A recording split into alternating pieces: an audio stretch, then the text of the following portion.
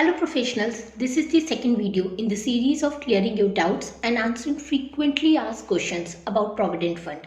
इस सीरीज के first video के बाद मुझे आपकी तरफ से पीएफ से रिलेटेड काफ़ी सारे क्वेश्चंस मिले and I realize that I should make a second part of it.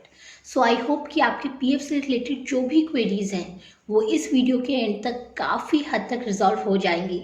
So stay tuned till the end and now let's get started. So पहला क्वेश्चन है कि अगर आपकी ऑर्गेनाइजेशन आपका पीएफ क्लेम सेटल नहीं करती है तो इस सिचुएशन में आप किसे कंप्लेन कर सकते हैं या फिर आपका अगला स्टेप क्या होगा.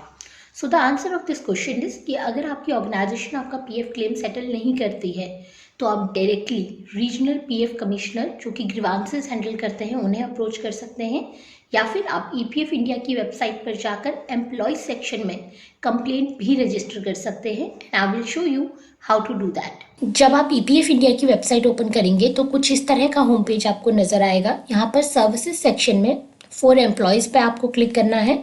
उसके बाद सर्विसेज के under EPFI GMS register your grievance पर आपको क्लिक करना है. उसके बाद फर्दर आपको रजिस्टर ग्रीवांस पर क्लिक करना है और यहाँ पर आप अपनी कंप्लेंट रजिस्टर कर सकते हैं as a PF member, as an EPS pensioner. ये सेक्शन एम्प्लॉयर के लिए है या फिर अगर कोई और आपकी कंप्लेंट हो तो वो भी आप यहाँ पर रजिस्टर कर सकते हैं. इसके अलावा ईपीएफ इंडिया के थ्रू एक प्रोग्राम भी रन किया जाता है जिसका नाम है निधि आपके निकट. और इस प्रोग्राम के अंडर आप डायरेक्टली पीएफ कमिश्नर से इंटरेक्ट कर सकते हैं, उनसे 101 अपनी कंप्लेंट शेयर कर सकते हैं. ये प्रोग्राम हर मंथ की 10 तारीख को ऑर्गेनाइज किया जाता है और अगर आप ये जानना चाहते हैं कि आपके एरिया में, आपकी लोकेलिटी में ये प्रोग्राम कहाँ पर रन किया जाता है, then you need to follow these steps. Now let's move towards second question. And ये क्वेश्चन सिर्फ वही एम्प्लॉयज़ पूछते हैं जिन्हें वास्तव में पीएफ सेविंग की इंपॉर्टेंस पता होती है, जिन्हें ये पता होता है कि जितना जल्दी वो पीएफ में कंट्रीब्यूट करना शुरू करेंगे और जितना लेट तक वो पीएफ में कंट्रीब्यूट करेंगे उतना ही उनके लिए अच्छा है. And the question is there any age limit to become a member of provident fund? And the answer of this question is, as such there is no age restriction to become the member of Provident Fund. But yes, अगर आप 58 years की as को cross कर चुके हैं तो आप pension fund में कंट्रीब्यूट नहीं कर सकते हैं क्योंकि एम्प्लॉयर प्रोविडेंट फंड का 8.33% पेंशन फंड में भी सबमिट होता है. और अगर आप 58 ईयर्स की एज को क्रॉस कर चुके हैं तो ये 8.33% आपका पेंशन फंड में सबमिट ना होकर प्रोविडेंट फंड में ही सबमिट होगा. Now is the time for the third question which most employees struggle around, and the question is, shall I transfer my PF amount if I'm changing my job or shall I withdraw my PF amount and open a new account with my new organization? To know the answer of this question, you first need to understand why does government provide Provident Fund scheme to employees. As per government, PF एक social security system है जो कि आपकी retirement के बाद आपके लिए earning source की तरह काम करेगा. तो अगर आप अपने अर्निंग सोर्स से अपनी अर्निंग, अपनी सेविंग पहले ही विड्रॉ कर लेंगे तो बाद में वो आपको कुछ भी अर्न करके नहीं दे पाएगा. मोरओवर, अगर आप अपने पीएफ को ट्रांसफ़र करते हैं तो जितना ज़्यादा आपका पीएफ का अमाउंट होगा उतना ही ज़्यादा आपको उस पर कंपाउंडिंग इंटरेस्ट मिलेगा. आई होप कि आपको कंपाउंडिंग इंटरेस्ट के बेनिफिट के बारे में पता होगा. अगर आपको नहीं पता है then you need to watch the first video of this series. यहाँ पर मैं ऑलरेडी इसके बारे में एक्सप्लेन कर चुकी हूँ. Moreover, as per the new decision which was approved on 20th November 2021, soon you will have that facility जहाँ पर आपके पुराने पीएफ अकाउंट का पैसा आपके नए पीएफ अकाउंट में बिना किसी हैसल के ऑटोमेटिकली ट्रांसफ़र हो जाएगा अगर आपका यूएएन नंबर आपके आधार कार्ड से लिंक है तो. So just to summarize this entire thing, I will never recommend you to withdraw your PF amount until unless it is really very important for you. Now let's talk about fourth question जो कि काफ़ी employees को trouble करता है. And the question is कि क्या मुझे job छोड़ने के बाद भी मेरे पीएफ अकाउंट पर इंटरेस्ट मिलता रहेगा या नहीं. So as per EPF India, interest should not be given. However at present all accounts will earn the interest up to the age of 58 years of their members.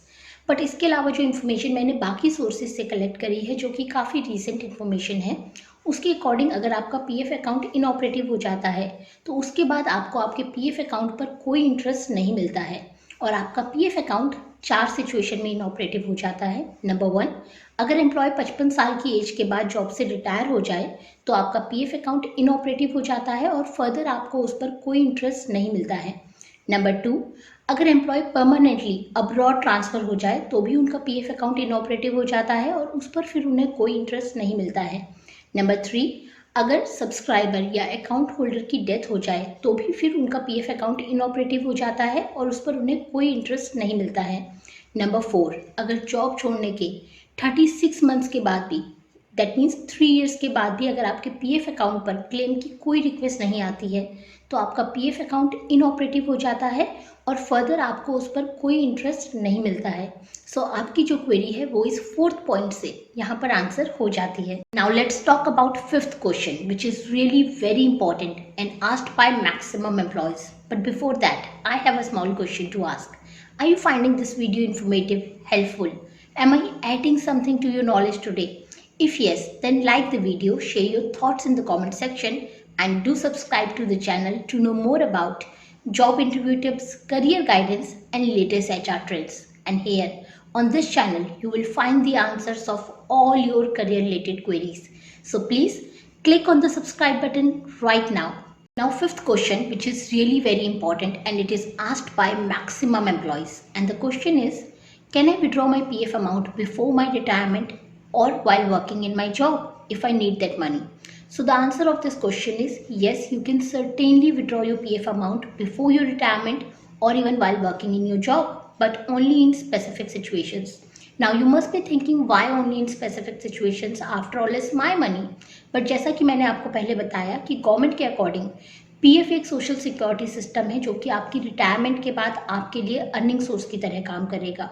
सो अगर आपको पैसे की ज़रूरत है तो आप अपनी रिटायरमेंट से पहले या जॉब करने के दौरान पीएफ से पैसा विड्रॉ तो कर सकते हैं, बट सिर्फ स्पेसिफिक सिचुएशंस में, और वो सिचुएशंस हैं medical usage, marriage, education, purchase of land, purchase और construction of house, renovation of house, repayment of home loan, withdraw before retirement and special cases. और अगर आप ये जानना चाहते हैं कि किस सिचुएशन में आप कितना अमाउंट विड्रॉ कर सकते हैं, हर सिचुएशन के अगेंस्ट में क्या सब क्लॉजेज हैं, then I have made a complete document around it, और उस डॉक्यूमेंट को डाउनलोड करने का लिंक मैं डिस्क्रिप्शन बॉक्स में दे रही हूँ। वहाँ से आप उसे डाउनलोड करके पढ़ सकते हैं। It will give you a clear idea on this topic. So I hope कि आपके पीएफ से रिलेटेड जो भी क्वेरीज हैं मैंने काफ़ी हद तक इस वीडियो में आंसर कर दी हैं। इसके अलावा अगर आपकी कोई और क्वेरी है then you can directly reach out to me on my Instagram handle, here are the details.